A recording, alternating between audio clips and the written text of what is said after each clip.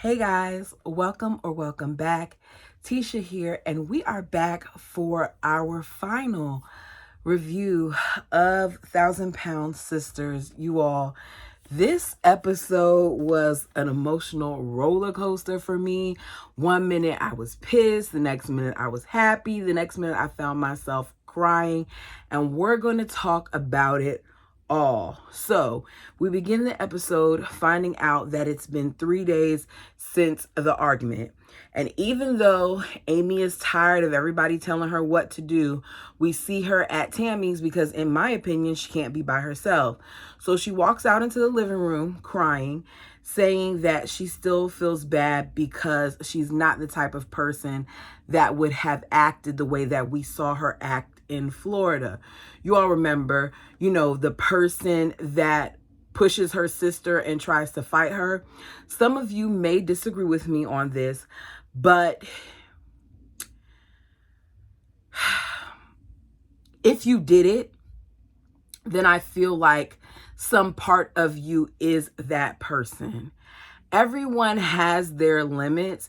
And regardless if we believe in the behavior or not, if we agree with the behavior or not, that was an example of Amy reaching her limit. I'm not saying it's right. I'm just saying it's obviously in her. You can't say it's not in you when it was in you. We saw it in you. And you would have attacked more people if you had the opportunity to, it seemed like. Tammy says she knows that Amy isn't that type of person and that she made a mistake. You then have Amy in confessional saying that she's never hit her sister before, that she's trying to get better and work on herself, and she's seeking help because she doesn't want to be that person. A part of me really, really hopes that this is true, because when she originally said it, I was a little skeptical of her. But at the end of the episode, I felt like, okay, maybe she really is trying to be better, despite some of the things that I've heard that have gone on her TikTok and things of that nature.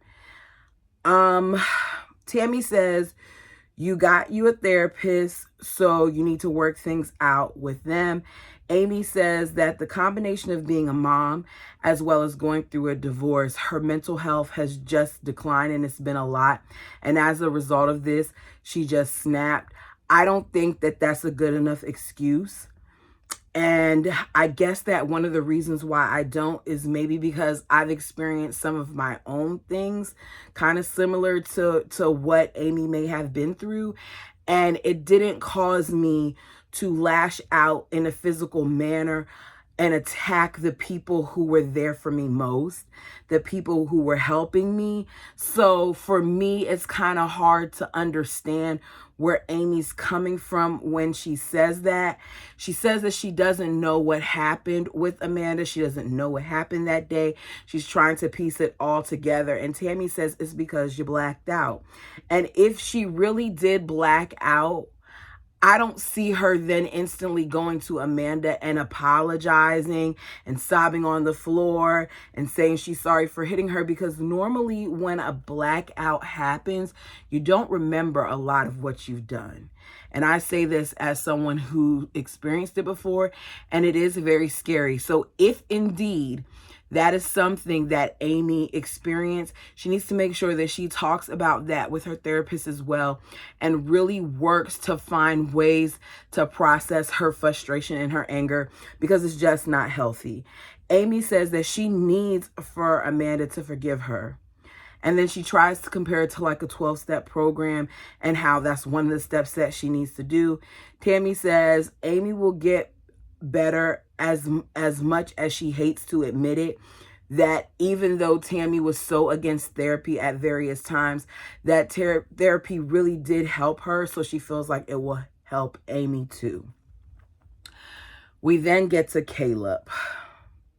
A week after they returned from Florida, while on the phone with a cousin, Tammy got a text message from Caleb's friend from rehab saying that Caleb is non-responsive with no pulse.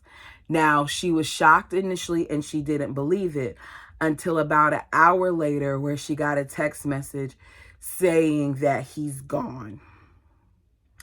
Then the facility called and told her that Caleb passed on June 30th, 2023 at 2:56 p.m. She says she doesn't know how he passed. They think that it was a heart attack, but she's going to have to wait on the autopsy to see what really is going on, what really happened. You see her looking at pictures of them on her phone. And as she's looking at the pictures on her phone, you see the tears just streaming down her face. She says she still doesn't know how to process it because her best friend is gone. And I just found myself feeling extremely bad for Tammy during this episode, because goodness gracious, like, the girl finally found love and someone who loved her back. And then the eeriness of last episode and the way that that was, put together, and knowing that we saw him a week before he passed and heard about the breathing treatments and heard the excuses, and then, got mad at him for the excuses, but still found ourselves rooting for him. It's just so many emotions. And I don't even know this man. Amanda and Chris are heading to visit Tammy. They both are devastated for Tammy. Chris says being a widow at 36 does not sit right. And it doesn't. It just, either way you put it, it's not right. Death sucks. Despite still not talking to Amy, Amanda is happy that Amy is there to be with Tammy. Chris says that dealing with death at this point is more important than the fighting, and I agree with that. With that statement, though, I just want them to focus on Tammy right now. But of course, at some point it shifts. So Tammy is going through the various stages of grief. She's blaming herself for leaving, finding herself upset with him. She feels like if she didn't leave, he would be better off. She says how she was told that he was discouraged when she left, but then she finds herself telling herself, like, you can't keep blaming yourself, because that's something that the old Tammy would do. And I just hear her talking. I'm like, Tammy, remember that this is not your fault. We can say he's a good guy and all those other things, and I'm not taking that away from them. He didn't do what he was supposed to do. And we saw Tammy fighting for him. And we saw Tammy fighting for him. But he needed to fight for himself. It doesn't work if the main person who needs to make the changes isn't making the changes. And unfortunately, he didn't have enough time to make those changes. So Chris and Amanda arrive with casseroles in hand. Amy says she knows that today isn't about her, but she can't help but feel embarrassed. Excuse me. As soon as she says that, I knew that she was going to make it about her. She says she knows she did wrong and she just wants to fix it somehow. They sit at the table and Amanda says, how are you doing, Tammy?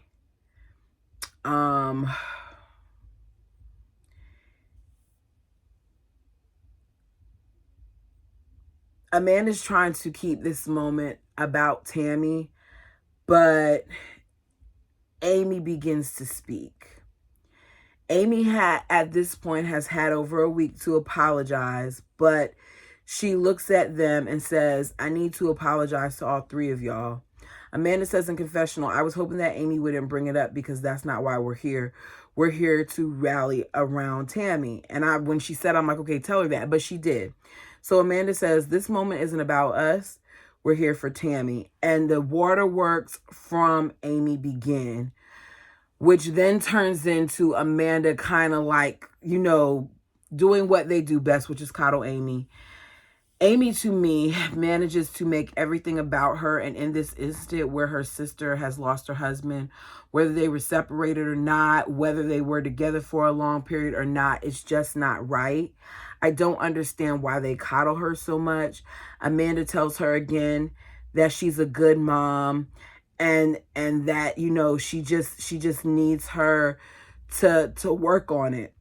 And Amy says, I'm starting therapy. That was the scariest thing I've never done. I've never hit not any of you, at least not first. Amanda forgives her. For me personally, it wouldn't be enough for me. Amanda says, I'm over it. She said, but sis, Do you know how to throw hands because you try to bite me like you were Gage? They do what they always do, which is never deal with a lot of their issues. And to me, that's why sometimes some of their same cycles will continue, because they laugh about it. I'm not saying do not forgive your sister. I'm saying keep an eye on her and don't allow her to make excuses for her actions, because nothing that Amanda said warranted the response that she got from Amy. Chris says we fight hard as we love, and that we're going to stand together for you, Amy. And we're just like how we're going to make sure that we're here for Tammy. And Tammy, we got your back. Amanda says, whatever you need, sis, let us know. Tammy says she needs to go up there to get his stuff. And she asks Chris if she can, if he could take her. Chris agrees to. I don't understand why the rehab couldn't mail stuff to her, but I'm assuming that she had some other things that she did while she was out there. They never talked about burial arrangements, she said. So she has, a lot of decisions to make. She's going to talk to his family to find out how they want to handle it. Chris and Amanda encourage her to continue to eat right and be healthy and do it in his honor. Amanda talks about how crazy grief is and how she hopes that nothing triggers her to the point where she feels like she can't go out anymore. I say this all the time. Clinically, they say that there's 5 stages of grief, but to me, with some of the loss, it never feels like you're completely done. I feel like grief comes in waves. So there are times where you have to literally take it day by day, and there are times where you have to take it minute by minute. It really just varies, but the point is to keep going despite the pain. Don't suppress it, push through it. We then see the same girl who wants us to feel so bad about her and this divorce, and lets us know that she's so triggered by the divorce, and the divorce is what made her lash out, amongst other things, with her sister, is now talking on YouTube about how she got something special in the mail. So Amy is on YouTube, and she's letting everybody know on YouTube, all her subbies, that she got her divorce papers and that it took less than 6 months. She says that it took a mental and a physical toll on her body, and now she's seeking help. Was that the divorce in your opinion, or was that postpartum? Because looking at things now, I now personally feel like it was a combination of both. But I don't want it to be used as an excuse for some of her behavior. She says she's been against therapy since she was born, but now she has a therapist. She then tells her YouTube subscribers that not only did she get the house, but she got her 70-30 custody, which, seeing how much she complained about doing it by herself, I'm surprised that she still wanted that 70-30 custody, but she got it. He got the TV, one of the cars, and the lawnmower.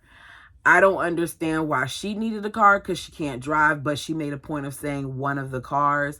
I also don't understand why she's telling all of her subscribers this, but this is what she does. We then see that it's a week after that.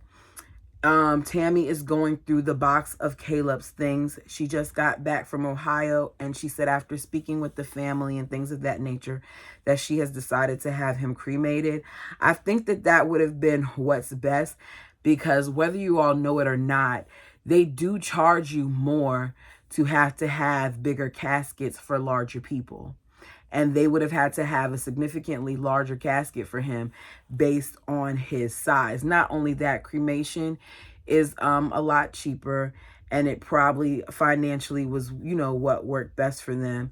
She said that they're going to do a memorial service near the water around the time that sun sets, because this is something that her and Caleb like to do together, was watch sunsets. Tammy is going through the box, and then she falls upon what I figured that she would, which is the sloth that Caleb won for her at the fair. Tammy holds the sloth and begins to cry, saying that Caleb knew that this is one of her favorite animals, and she says she misses him, and she just doesn't understand why this had to happen. It's 2 weeks after that, the day of the memorial service.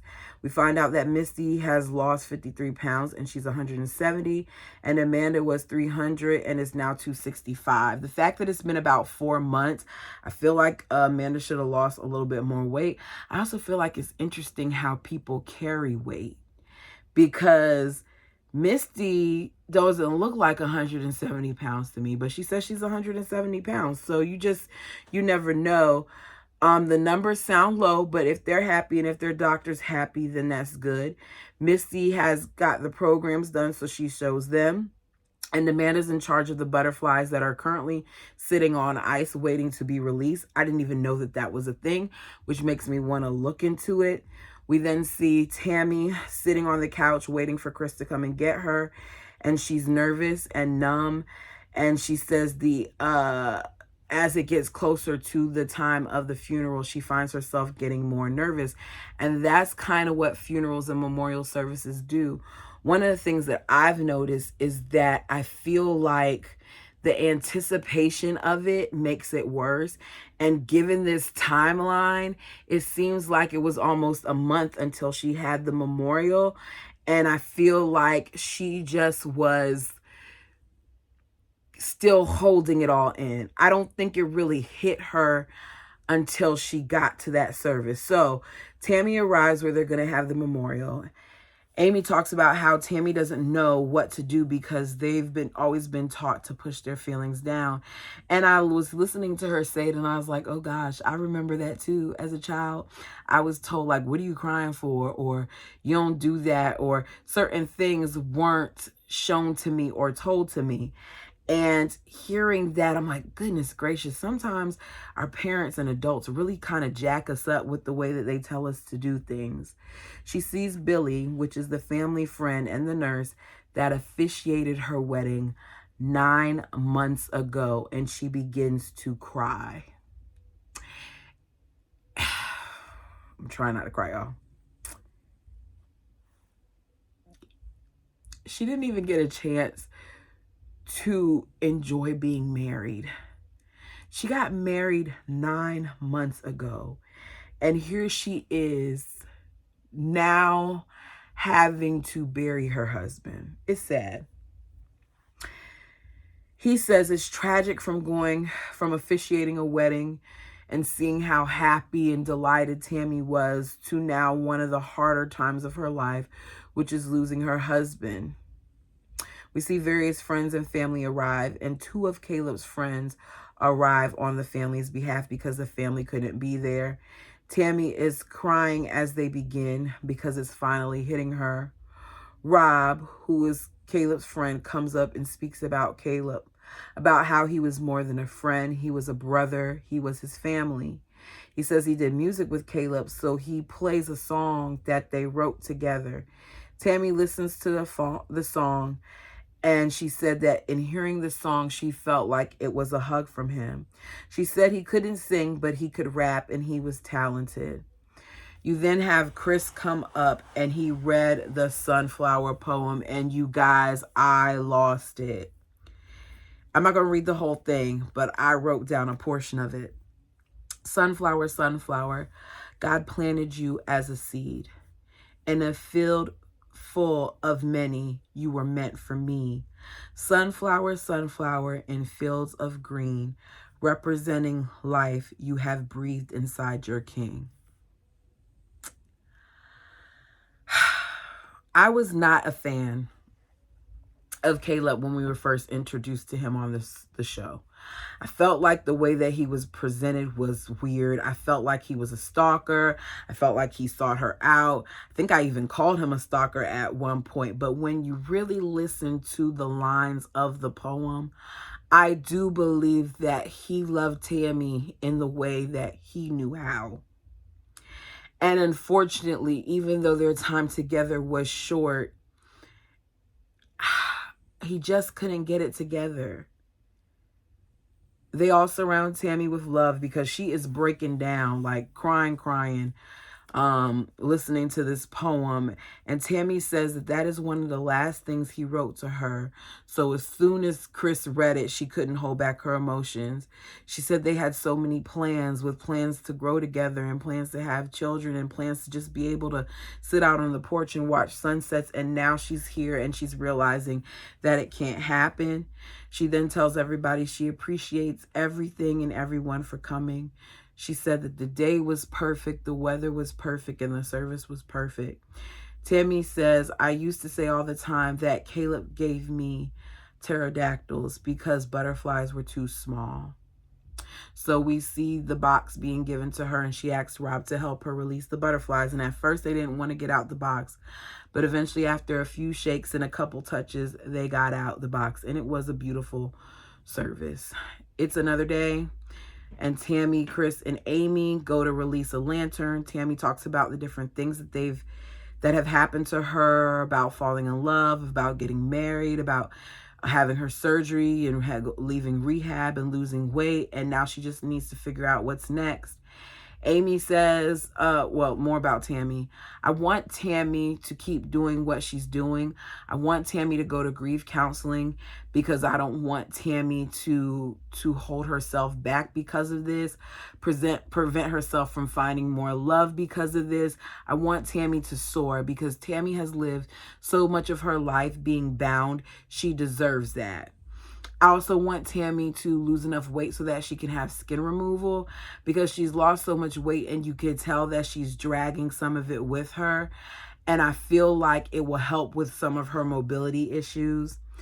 Amy says that at this point she's been working on things and that she now has the boys on the schedule and she's established boundaries and she's more engaged. Gage is walking and they're getting, was it Gage or Glenn? I always mix them up. The baby that wasn't walking is now walking, and she's trying to make sure that she improves her health and her mental health. I noticed Amy didn't have the children this episode, and she seemed to have been more tolerable. So I hope that she's really doing the work that she needs to do so that she's the best version of herself, not just for herself, but for her kids. We find out that Tammy asked Chris to take her by the water where they used to be at as she was younger because it's one of her happy places. She's going to do a final farewell to Caleb with the lantern because she said during the funeral she was kind of out of it. We see Amy and her struggle to light this lantern and get it up in the air, but they do. As she watches it go up in the air, Tammy says she feels peaceful watching the lantern go. And that is the end. This kind of, I wish they didn't end it on this, but I get why they ended it on this. But it just is like so somber to me. I'm happy that all of the family at this point has been able to have their surgeries. I feel like Amy has been terrible this season, but it seems like she is taking the steps to get the work done, and hopefully she'll be better and she'll stop competing for the spotlight. I want Tammy to succeed. I want Chris to succeed. I want Chris to be able to get that skin removal that he wants. I don't quite know where everybody is at right now because I haven't really seen them on social media, but given like some of the things that people have said, I still believe that Tammy is losing weight. You all, please like the video. Please comment and subscribe. Thank you so much for joining me for this season. I don't know why it feels like it was so short. Like for every season, do they cut the episodes by some? Because why does it seem like we're getting less and less episodes? I feel like we're just getting started with them, but it's over for now. I'm not going anywhere. Feel free to check out some of my other content that I have up here. And until next time.